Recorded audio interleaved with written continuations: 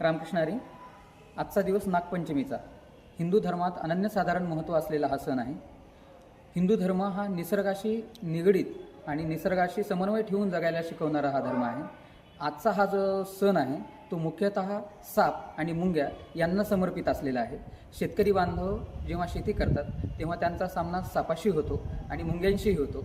साप हा शेतकऱ्याला जो उपद्रवी प्राणी आहे, जसं की उंदीर त्यांचं भक्षण करतो आणि मुंगी वारूळ तयार करून जमिनीमध्ये ऑक्सिजन कसा खेळता राहील ह्याची काळजी घेते. पण कळत न कळत शेती करत असताना ह्या प्राण्यांची कुठेतरी अमर्यादा शेतकऱ्यांकडून होते आणि त्याबद्दल कृतज्ञता व्यक्त करण्यासाठी आजचा हा सण साजरा केला जातो. आणि श्रावण महिन्यातलीच पंचमी नागपंचमी म्हणून का? कारण महादेवाच्या गळ्यामध्ये वासुकी नाग हा आहे आणि त्या निमित्ताने हा जो सण आहे तो नागपंचमी हा सण म्हणून साजरा करण्यात येतो. रामकृष्ण.